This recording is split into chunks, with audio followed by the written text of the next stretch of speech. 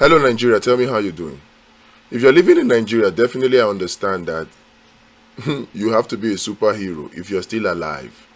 Because with the way things are going now, it will take superhero skills to barely survive. We're not talking of thriving now, to barely survive. So if you're living in Nigeria and you're still alive, you can still keep going, I celebrate you because you are a superhero. You need superhero skills to survive Nigeria. And if you're watching from wherever you're watching across the world, please join to celebrate the Nigerians that are living in Nigeria. And those of you that are in diaspora, that are part of the diaspora and sending in the 26 billion US dollars diaspora remittances, we appreciate you. Today I want to talk on something very, very, very sensitive. And it is sensitive and needs that we talk about it. It is important that we talk about it. Some of una will be obedient. Una if you say, oh, Peter Obi won't reclaim his mandate. Oh, yeah, na. If una not know Peter Obi not turn and say win for a case, those of una never hear around because some of una now, una just the talk anyhow. I know they give person fake news. Those of una never hear around. They talk. Honestly speaking, though, I'm an obedient, yeah. And I was just wondering. Why are you an obedient now? I mean, it doesn't affect our relationship, though, right? No, it doesn't. But I just want to know, like, in your honest opinion, how can Peter Obi reclaim his mandate? So this idea about saying that Peter Obi reclaiming his mandate, look, let me bust your bubble. I have a master's in law. I schooled in England. If you take the petition that Peter Obi, gave at the presidential election petition code, it's a public document. You can actually read it. Peter Obi himself is not claiming that he won the election. Go and read the petition. I've read it cover to cover. I've read it cover to cover. So if you are saying how can he reclaim his mandate, the man himself, who you are placing all your hopes on, is not saying that he won the election. What he's saying in the petition is that they should cancel the last election that held on February 25, 2023 and hold another election. Because the more we talk about these things, the more the word spreads. But before I do that, I want to appreciate those of you who actually sent me emails. I didn't know that so many people knew my emails. And I've been away for about a week now. And some of you sent me emails to ask how I was doing. In fact, somebody said they thought that I've been arrested. I cannot be arrested. The things that I do are simply, they're legal. I give my opinions, and the Constitution of the Federal Republic of Nigeria allows it. I don't accuse anybody without evidence. I don't make any statements without evidence. So there's absolutely no legal grounds for anybody to arrest me. I appreciate your concern. I appreciate your emails, and I want to say thank you. Thank you. Thank you. But today I want to say something to all Nigerians to beware. To beware. Beware of fake obedience.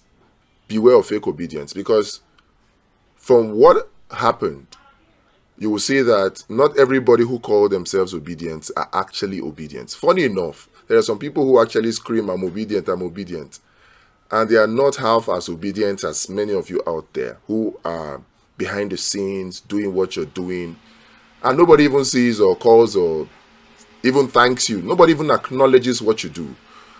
I want you to know that I acknowledge what you do and I appreciate it. And you should not allow the actions of this particular person, this particular so-called obedience that I want to talk about today, don't allow the action of the person deter you. And that's why it's important that we talk about it.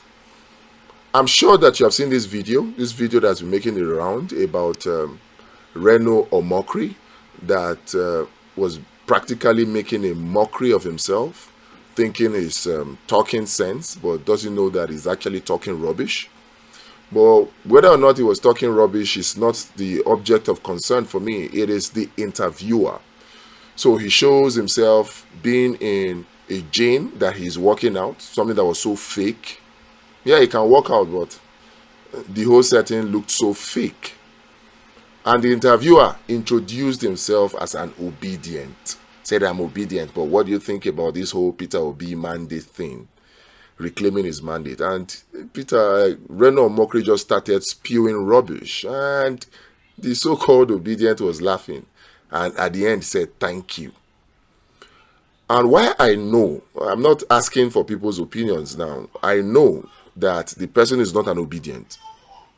Because Reno Omokri spewed certain lies in that interview, and this so-called obedient kept quiet, did not even ask him to verify, or did not verify on his behalf. And of course, you know now, as an obedient, you have to, verification is at the core, is at the foundation. You have to verify. It's either you verify or we verify for you. Now, Reno Omokri said that Peter Obi did not, in his petition at the tribunal, state or claim that he won the election. Peter Obi has 11 prayers. I personally call them the Peter Obi's prayer points.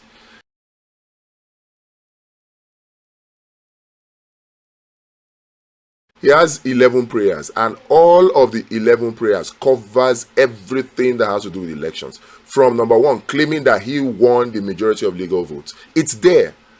You don't even have to read the whole document. Just go to the prayers. It's towards the end, just before he started listing his evidences. It's there. That number one, he claimed that he won the election. He claimed that the INEC procedures were not met. He claimed that the election should, at least if the first request or the first prayer point to the tribunal is not met, which is actually for him to be declared winner. If that one is not met, then there's a second, there's a third. The fact that Tinubu did not meet 25% of FCT, right? And the fact that Tinubu was actually having a criminal case and was in the US, right? On top of all of those, at the heart of Peter Obi's petition was the fact that he claimed that he is the winner. That's the very first three prayer points that he made to the judiciary. So for Reno Omokri to call this so-called person to come and interview him in a so fake walkout, and the first thing he says is that Peter Obi did not win the election. Peter Obi did not claim to have won the election. And the so-called obedient did not correct him. Then that obedient is not obedient. And please, Nigerians need to beware. And particularly more obedience. Obedience more now. How do I put this? Nigerians need to beware. But obedience need to be more, to beware more. Because at the point we are in now, every gimmicks, every psychological operation, every attempt to be made to wear us down totally. You know, these people thought that once they declared Tinubu winner, that obedience will keep quiet. They did not think that there will still be obedience that are vociferous, vehement in their speaking out up to this point. They did not think that people will still be able to talk. They thought that, oh, the power of incumbency will just silence people. Look, there are still obedience out there, and they will continue to speak out. And I'm happy about that. So don't let anybody come now to pretend to be obedient, to try to now be feeding us rubbish. Peter Obi did claim that he won the election. So Reno Omokri clearly made a mockery of himself by lying in that interview. And that obedient should be ashamed of himself if he's truly an obedient, which I doubt he is not. He should have corrected Reno Omokri immediately. That out of the 11 prayers of Peter Obi to the tribunal, the first one is that he claimed that the election was won by him. So let's beware of this. Let's beware of the devices of the enemies of Nigeria. Let's not allow anybody to come and wear us down with one psychological warfare, psychological operations, psyops, or propaganda. We are way past that. If we can survive up to now, we're ready. And still, all eyes on the judiciary.